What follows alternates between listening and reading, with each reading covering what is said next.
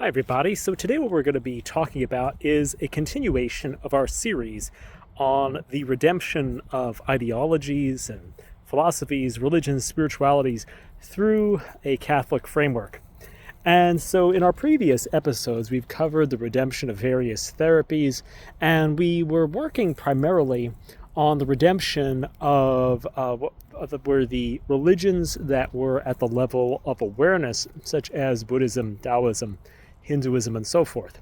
So today what we're going to do is we're going to kind of move up the chart, and we're going to work on talking about some different faiths, or actually some philosophies that are at the level of the mind and at the level of the will.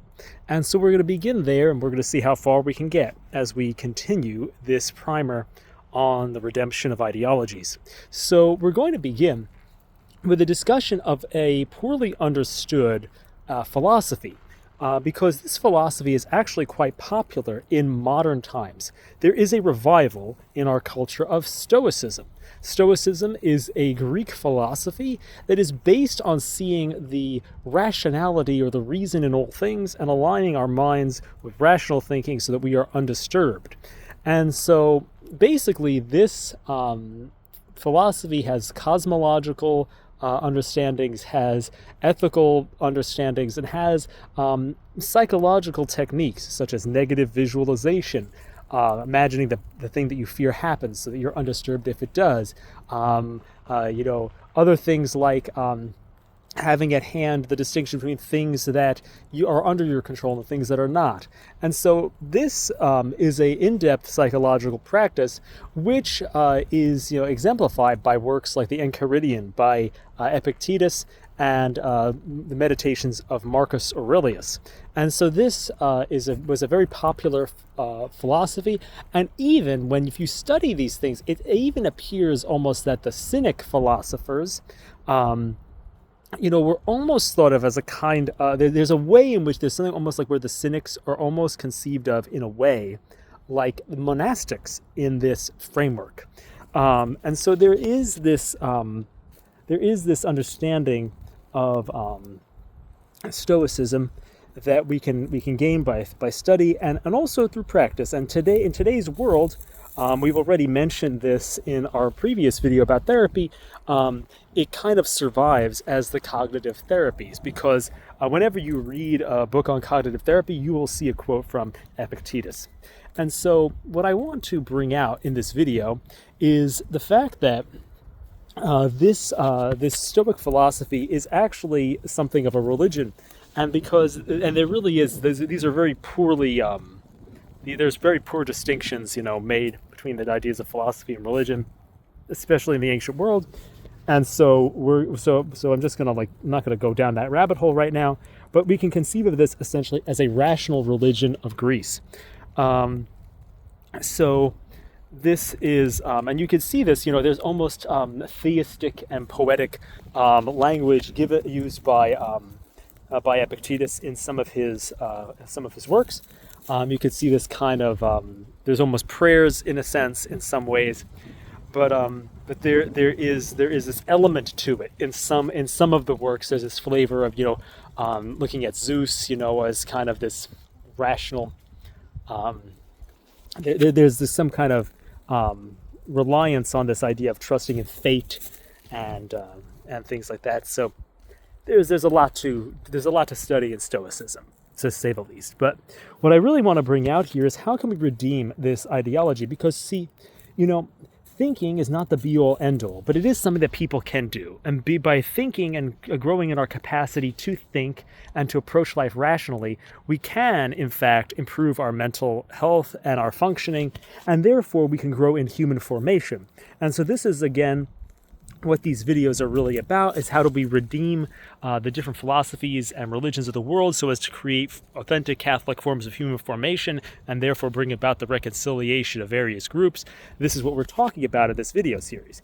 And so we want to understand, how do we do this with Stoicism? How do we do this with this? We move up this chart. We've spoken about the religions of awareness, and now we're moving up to the religion of rationality. So what we would do is we really want to look at books like The Porch and the Cross. I believe this is by Dr. Kevin Vost, I think. think his name is Kevin. I don't know if I think that's what it is. But Dr. Vos just talks about this, and there already are, in the history of Christianity, there already have been attempts, some dialogue between the Stoic tradition and St. Paul, in fact. So there seems to be correspondence between the Stoic philosopher Seneca and Saul of Tarsus, or St. Paul, as we call him. So there are these letters that are sent back and forth, and it seems that people have believed that these letters are not authentic. But then there are others, like such as Seraphim Hamilton, who, in his channel discuss, well, why are we doubting these, So there is nevertheless an understanding that there's an affinity, so whether these are just kind of real or imaginary dialogues, there was a sense that there could be an affinity between Christian practice and the philosophy of Seneca.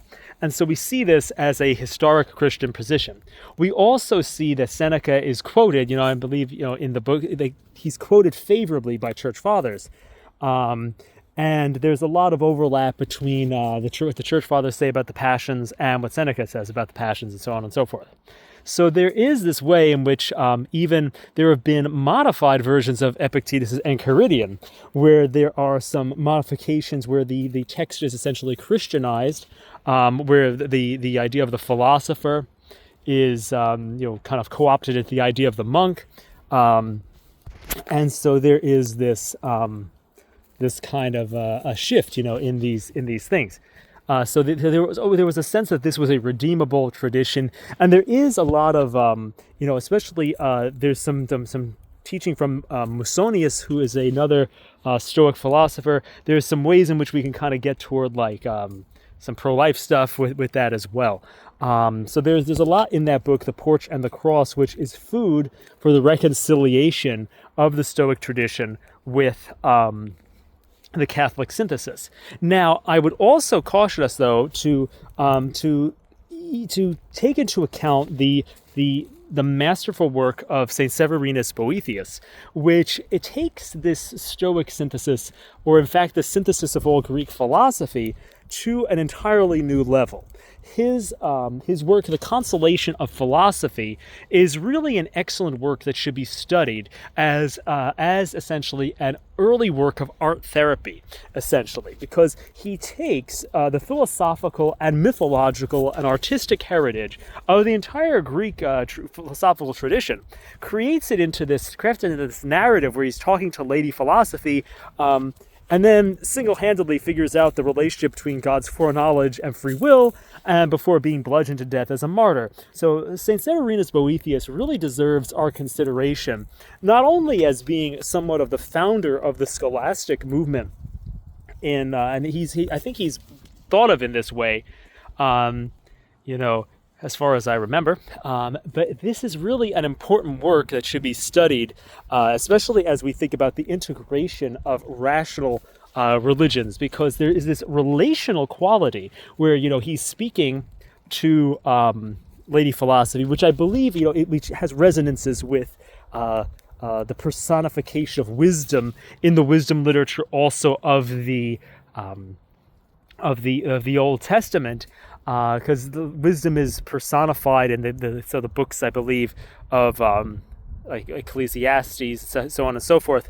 There's lots of this imagery, and so I believe that he essentially takes this imagery and relates it to the wisdom even of the Greeks, and also relates to it in a way that is very different than the kind of dry, irrational type of thought that you'll find in something like the Enchiridion or the Meditations of Marcus Aurelius. There is, I believe, a kind of imprint that is left upon the practice of his rational religion, so to speak, the practice of this rational consolation of philosophy in Boethius' life is imprinted by the relational dynamics of prayer.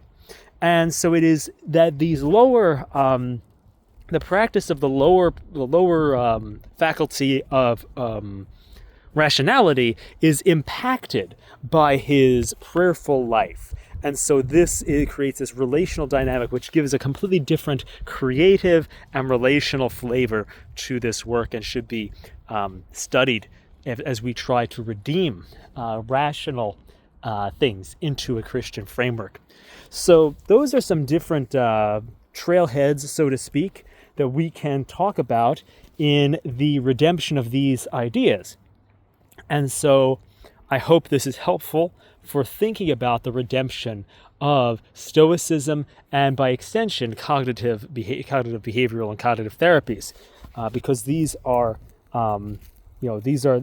related. And so, just as a note on that, there are some works by a guy, I believe it's William Backus, Backus, and he has a book called Telling Yourself the Truth. And his works in that series are a very good way of looking at a redemption of a Christian cognitive therapy. And so this can be very helpful if we're going to think about this. We also can read this books by Metropolitan, I believe it's, I'm trying to think of his name. There's a guy, there's some Orthodox works which talk about, there of course are works by Hierotheos Vlachos, Metropolitan Hierotheos Vlachos, but those are very technical and kind of mystical. There's another one that's really written by an interesting guy. I think he became a bishop somewhere in the U.S., I want to say, and I would really want to put him here in this list of worthwhile materials to explore, but I can't think of the name of the book. But it really he does talk about cognitive therapy and the church fathers and the Orthodox mystical tradition, which is analogous in some ways to the Catholic. It can be used in our exploration of this subject, and so that's also a good resource. I'll try to see if I can remember the name of that guy, but it's a good book. And part of the title, it has the Aaron Beck is mentioned in the title. So if you ever try to search for Orthodox therapy and Aaron Beck's cognitive therapy, you can look at that. So that's some good stuff for thinking about how to redeem rational religions. We're going to move on now to the understanding of Confucianism. Now, this is very interesting because we actually see this type of thing taking place. We see when the Jesuits went to Far East, one of the things that they did, there's one of the guys, he actually wore the robes of a Confucian scholar because they saw in these works a kind of philosophical bridge between the thought of the East and the West. And it's interesting because I do think there's a lot of redeemable aspects. There's a lot of these. It's really a social, relational system.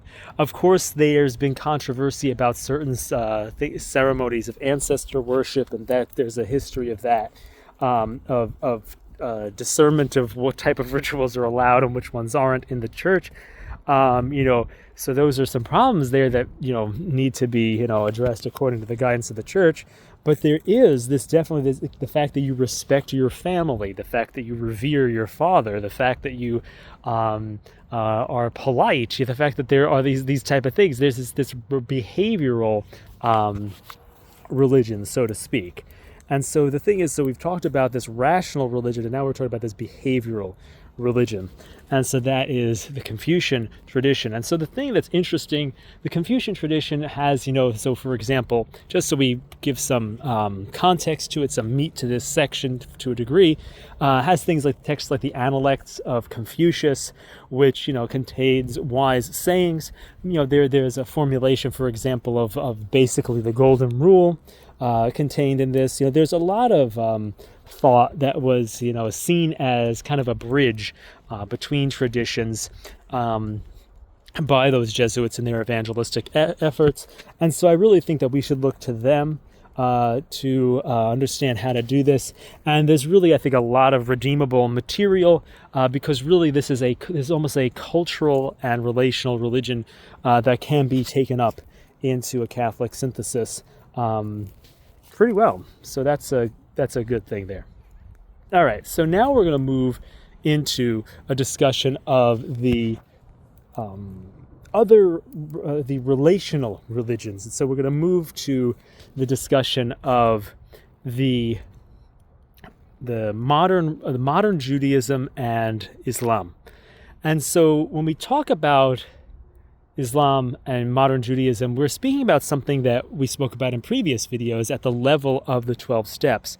Now, the 12 steps of Alcoholics Anonymous contain paradoxical things. Like, so for example, you trust God with everything, but yet you make amends for what you did.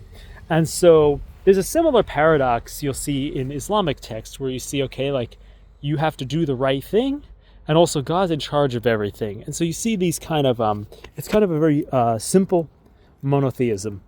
And we see in Islam, there are the 5 pillars of Islam, such as almsgiving, going on pilgrimage, these type of ideas that are very much, a lot of them are redeemable. These can be taken in.